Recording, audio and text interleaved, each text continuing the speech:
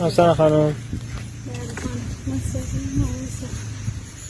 سلام بر شما، سلام بر همگی، سلام بر خودمون، آینده خودمون. نه سلام بر مامانی مثلا 20 سال دیگه همچین فیلمی اگر باشه 20 سال دیگه نگاه کنیم ایلیا چقدر کوچک بود، من چقدر جوان 20 سال بودم، دیگه ایلیا تو چقدر جوان بودی. ایلیا 27 سال فکرم دیگه ازدواج کرد.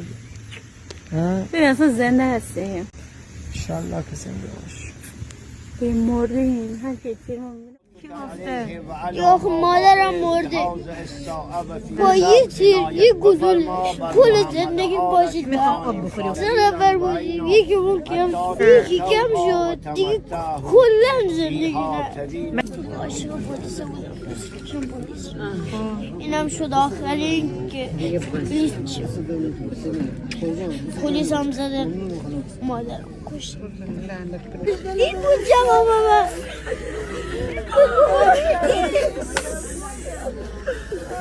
بخاطر 10 سال شده که من به دنیا آمدم. کلا نخد مگه من چقدر سن دارم؟ 10 سال فقط 10 سال میدونستم با مامانم باشم بقیهش تو زندان زندگی بودم. زندگی من بود این تایش بود. زندگی تورم دیدم، خونی دیدم، پولید دیدم، همه غم دیدم. آخرش بعد 40 روز با بابارم اونجا بودم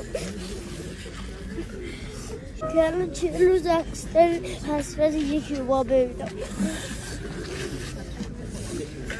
از خدا یه چیزی میخوام، چرا این بلا رو سر من آورد؟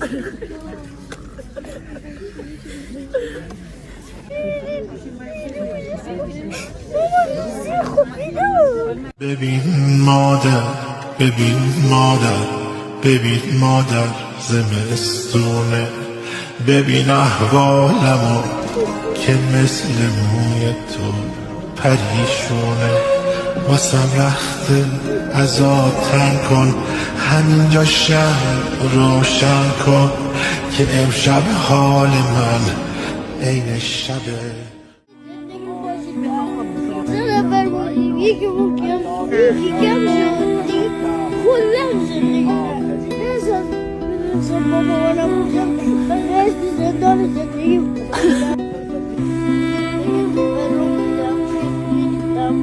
پولید دیدم، خوب دیدم.